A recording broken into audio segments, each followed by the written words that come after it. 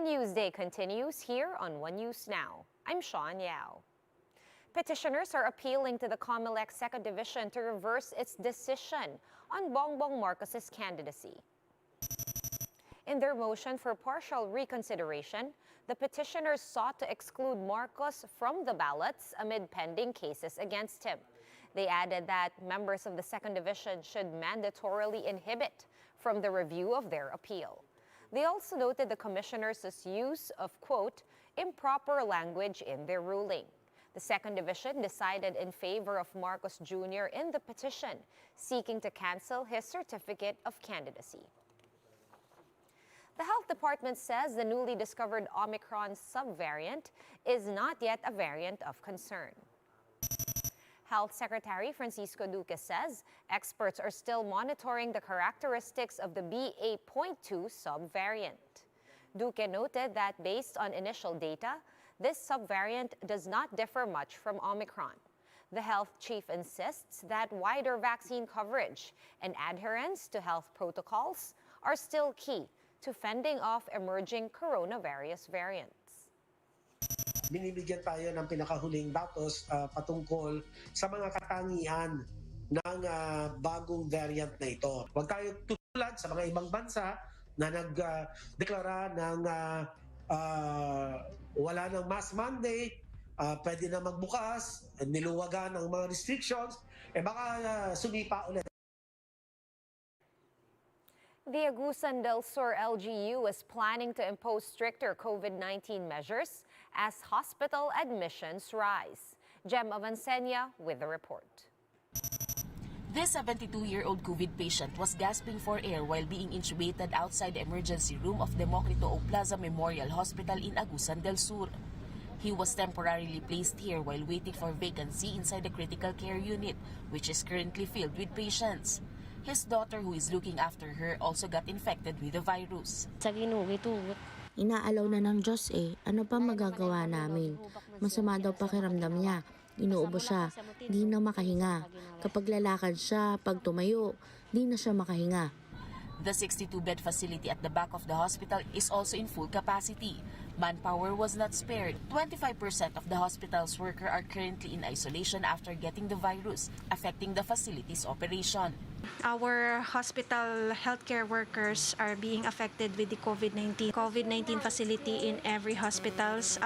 More than 100% na sa capacity yung ina-admit. Our fingers not to get into the critical stage sa mga patient, but we do not know. Other COVID facilities in the province are also full of patients. This is one of the reasons why Agusan del Sur's LGU is now planning to impose stricter quarantine measures. Another problem in the province is the shortage of medicines, particularly paracetamol. Some pharmacies say supplies have already run out since last week. Ngayong week may dumating na stock pero kaunti lang. Limited lang. Naubos din after 3 days.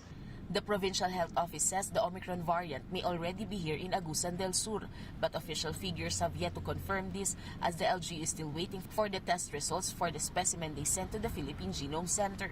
We need to assume that Omicron is already here in Agusan del Sur. Yung complacency natin in wearing mask properly, wala na. The vaccine itself only give us 70 to 85 or 90% of the immunity.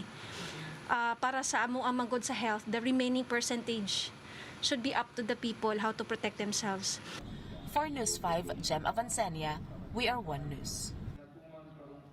The Omicron COVID variant may be driving the increase in COVID-19 cases in Agusan del Sur, according to National Task Force Advisor Dr. Ted Herbosa. Dr. Herbosa told One Balita Pilipinas that the highly infectious Delta and Omicron variants may be causing critical and severe cases in the province. The spike in severe cases has prompted several hospitals in Agusan to declare full capacity.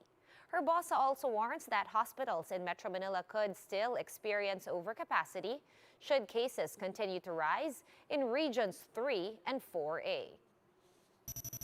Ang pinipredict naman namin pag dumami at napuno sa Region 4A at Region 3, dadagsa din naman yan sa maraming ospital dito sa NCR, which is ganun ang nangyari nung nag-Delta surge tayo last September. Kaya kailangan maghanda rin tayo doon na dadami dyan sa Laguna, sa Cavite, sa Bulacan at sa Rizal.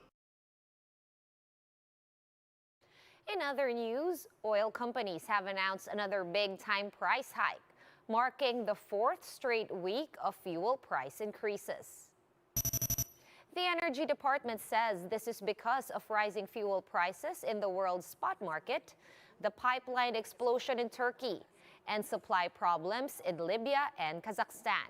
Since the start of the year, oil prices have gone up by as much as 5 pesos per liter for gasoline, 7 pesos for diesel, and 6 pesos per liter of kerosene.